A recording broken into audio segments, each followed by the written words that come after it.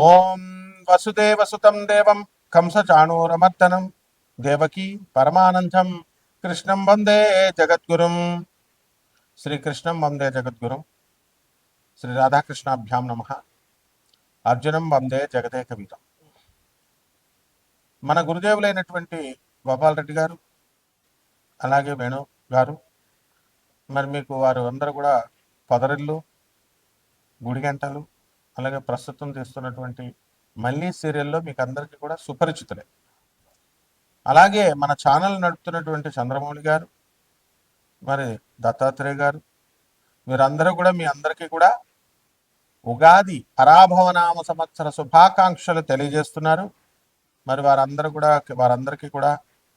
వారందరి తరపున, మరి నా తరపున మీ అందరికీ కూడా ఉగాది శుభాకాంక్షలు తెలియజేస్తూ, నరఘోష అనేటటువంటిది ఎంతవరకు మన జీవితాల్లో ప్రభావితం చేస్తుంది అనేటటువంటిది మనం చూద్దాం.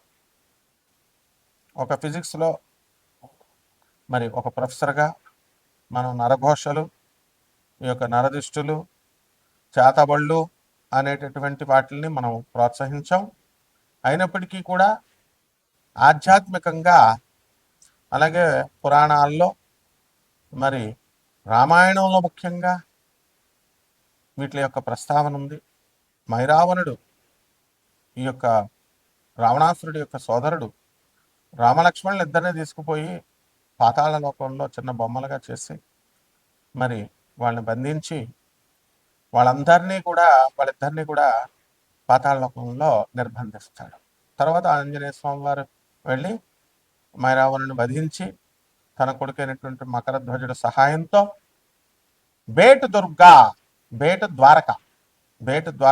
ద్వారకలో మనకి గుజరాత్లో ఉంది. మరి అక్కడి నుంచి ఇద్దరు పాతాళ లోకానికి వెళ్తాడు స్వామివారు. అది బెర్ముడా ట్రయాంగల్ అనేటటువంటిది మీరు విన్నారు. అట్లాంటిక్ మహాసముద్రంలో ఉంటుంది. ఫ్లోరిడా, తర్వాత ఈ యొక్క బెర్ముడా అనేటటువంటి ఈ యొక్క అట్లాంటిక్ మహాసముద్రంలో ఆ దేశాల మధ్యలో అత్యంత గురుత్వాకర్షణ శక్తి ఉన్నటువంటి ప్రాంతం అది. అక్కడికి ఏ ఓడలైతే వెళ్తాయో మరి వార్షిప్స్ అవన్నీ కూడా అదృశ్యమైపోతాయి. ఈ విధంగా జరుగుతున్నటువంటిది ఈ 20th సెంచరీలో కూడా మనకి ఏమిటిది అని చెప్పి దీనిపైన ఇండియన్ గవర్నమెంట్ ఒక కమిషన్ వేస్తుంది. ఇదేమిటో ఒక ఆశ్చర్యకరమైనటువంటి సంఘటన. వెళ్ళిన షిప్పులు మాయమైపోతున్నాయి. అసలు దాని గురించి మళ్ళీ పరిశోధన చేయడానికి వెళ్ళిన షిప్ కూడా తిరిగి రాలేదు. వాట్ ఈస్ దిస్ అని చెప్పినప్పుడు ఆ ప్రాంతం మీద జరిగినటువంటి రీసెర్చ్లో ఏం తెలిసిందంటే అక్కడ గురుత్వాకర్షణ శక్తి చాలా అధికంగా ఉంటుంది. అక్కడ మ్యాగ్నెటిక్ నార్త్ పోల్ను చూపించదు కంపాస్, ఒరిజినల్ నార్త్ పోల్ను చూపిస్తుంది. వేవ్స్ కూడా ఎలా ఉంటాయంటే భయంకరంగా ఉంటాయి. సో అక్కడ వెళ్ళినటువంటి ఈ యొక్క వార్షిప్స్కి మనకి ఆ మాయమైపోవడం, ఇలాంటి సంఘటనలన్నీ కూడా చూసి ఇది మిస్టిక్గా, ఆశ్చర్యకరంగా మరి ఏమిటి అనేటటువంటి దాని మీద ఇంతవరకు కూడా క్లారిటీ లేదు. సైంటిఫిక్గా అన్ని ప్రూవ్ కావు. కాబట్టి ఈ యొక్క నరఘోష అనేటటువంటిది మనకి హీరో సుమన్ గారిని మనం తీసుకున్నప్పుడు ఆయన చాలా మేధావి, చాలా మంచివారు. మరి నేను ఒక మహోగ్ర తారగా ఎదిగిపోతున్న రోజుల్లో నా పైన చేతబడి చేయించారు అని చెప్పి ఆయన తన సొంత ఇంటర్వ్యూలో ఆయన స్వయంగా చెప్పడం జరిగింది.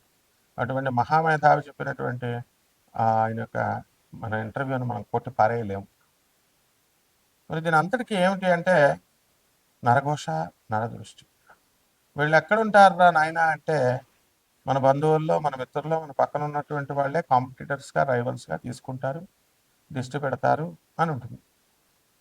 దీన్ని అదునుగా తీసుకొని పూనకాలు వచ్చేవాళ్ళు, అంజనం వేస్తామనేటటువంటి వాళ్ళు, పురోహితులు, మంత్రగాళ్ళు, ఇలా కపట బ్రాహ్మణ, కపట జ్యోతిష్కుల, కపట మంత్రగాళ్ళంతా కూడా ఏమని చెప్తారంటే మీ బంధువుల్లోనే ఉన్నారు, మేము పేర్లు చెప్పాం, ఇట్లా ఏదో చెప్తూ ఉంటారు. సో బంధువుల మధ్య గొడవ పెట్టడం, ఇవన్నీ కూడా పేర్లు చెప్పడం వల్ల, వెల్లడించడం వల్ల. ఇవన్నీ పక్కన పెడితే నరదృష్టి అనేటటువంటి వినాయకుల వారి యొక్క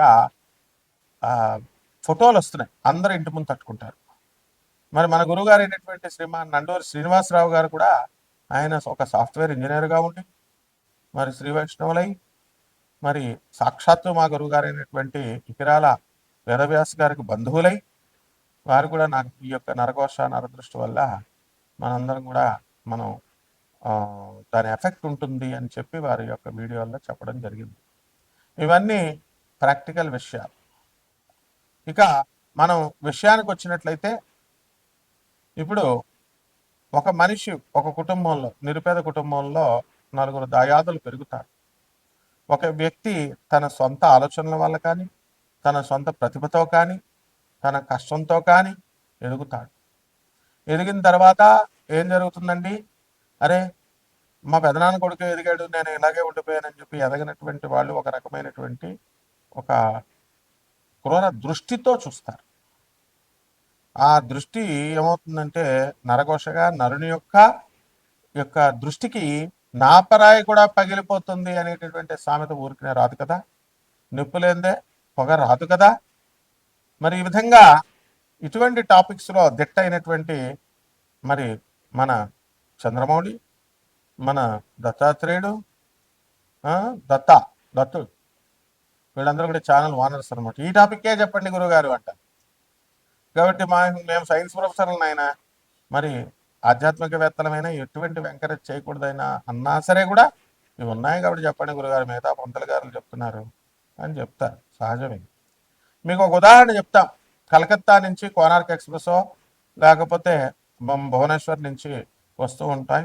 మేము అస్తమానం కలకత్తా మా గురుదేవులైనటువంటి ప్రభాత్ రంజన్ సర్కార్ గారి యొక్క హెడ్ క్వార్టర్స్ ఆనంద్ మార్గ్ ఆశ్రమం ఇంటర్నేషనల్ కోఆర్డినేటర్ నేను, అలాగే రిప్రజెంటేటివ్ గురువు నేను.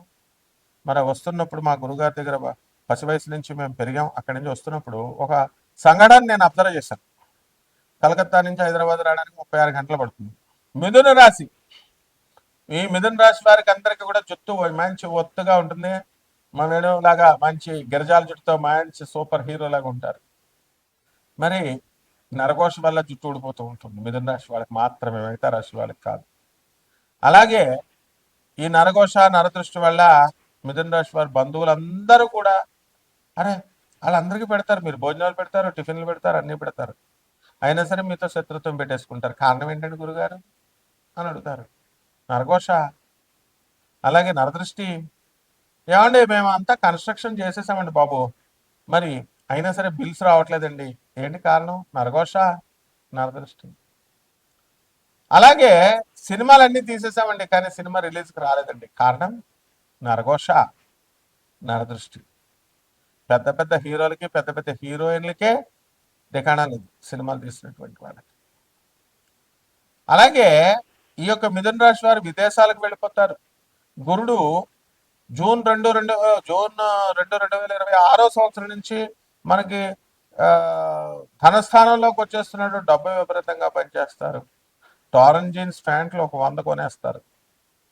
ఎవ్రీథింగ్ గుడ్, బాగానే ఉంది, మంచి ఫ్యాషనబుల్. మిథున రాశి అంటే fashion, I like my dresses, modern dresses. బుద్ధులు మాత్రం సంకుచితంగా ఉండకూడదమ్మా, మోడర్న్ డ్రెస్ వేసుకోవాలి. Help the poor, help the needy, వికలాంగుల్ని, అనాథల్ని, సాధువుల్ని, పేదవారిని చూడనటువంటి వాడు ఎవడైనా సరే, వాడు ఎంత ధనవంతుడైనా సరే సంకుచిత బుద్ధులు ఉన్నటువంటి వాడే. అటువంటి మిథున రాశి టారన్ జీన్స్ వేసుకొని మళ్ళీ నరఘోషలోకి వెళ్ళిపోతారనమాట. ఈ రకంగా ఇల్లు కొంటారు, స్థలాలు కొంటారు. ఈ సంవత్సరం 2026 సంవత్సరంలో మరి విదేశాలకు వెళ్ళిపోతారు. విదేశాల నుంచి మీకు అందరికీ కూడా అన్ని కానుకలు వచ్చేస్తూ ఉంటాయి. Everything is very good. మేము అప్పులు ఇచ్చినటువంటి అన్నీ కూడా అప్పులు తిరిగి వచ్చేస్తాయి, బట్ పూర్తిగా రావండి, కొంచెం కొంచెమే వస్తాయి అన్నమాట, పార్షియల్గా. ఇవన్నీ కూడా ఏంటి ఎఫెక్ట్స్? మరి ఇవన్నీ కూడా నరఘోష ఎఫెక్ట్స్, సౌండ్ ఎఫెక్ట్స్ లాగా, దత్తు ఎఫెక్ట్స్ అంటారు ఇట్లా. ఈ విధంగా ఈ యొక్క మిథున రాశి వారికి ఉద్యోగాలు రానటువంటి వాళ్ళు క్యాంపస్ ఇంటర్వ్యూస్కి వెళ్తారు, సెలెక్ట్ అవుతారు, కానీ చాలా కష్టపడి అవ్వాల్సినటువంటి పరిస్థితి వస్తుంది అనమాట. కాబట్టి మిథున రాశి వారి పరిహారాలు ఏం చేసుకోవాలంటే, మనకి 5 డిసెంబర్ 2026 సంవత్సరం తర్వాత అష్టమంలోకి రాహు వస్తున్నాడు కాబట్టి రాహు జపం చేసుకోవాలి, రాహు స్తోత్రాలు చదవాలి. రాహుకి కిలోంపావు మినుములని ఆవుపేట రంగు ఉన్నటువంటి వస్త్రాల నుంచి పేద బ్రాహ్మణులకు దానం చేసుకోవాలా. మరి అలాగే మనము చక్కగా మనము దేవతా వృక్షాలు పూజ చేయాలి. ఇవన్నీ చీపీ కదా మీకు. బాగా ధనవంతులు ఉన్నటువంటి వాళ్ళు ఎవరైతే ఉన్నారో మంచిగా మీ స్థాయికి తగ్గట్టు, ఎవరైతే పేద ఆడపిల్లలు ఉన్నారో పాపం మంగళసూత్రాలు లేనటువంటి వాళ్ళకి మంగళసూత్రాలు ఇచ్చి పెళ్ళిళ్ళు చేయండి. ఎంతసేపు మీరు పేదవారికి సాధువులకి హెల్ప్ చేయడం ద్వారా అదే మీకు పుణ్యంలోకి వస్తుంది. మరి ఈ రకంగా చేసుకోవాలి తప్ప మామూలుగా మీ బంధువులకు మీరు పెట్టుకుంటే ఏమొస్తుందండి? బంధువులు గొప్పలు వస్తాయి అంతే. పేదవాళ్ళ అకౌంట్లో చిత్రగుప్తుడు రాస్తుంటాడు, యముడు రికార్డ్ అవుతూ ఉంటుంది. అండ్ యముడు will preside over the function and he will listen everything and he will decide what next the birth you should take అనేటటువంటి. ఈ రకంగా చేయండి.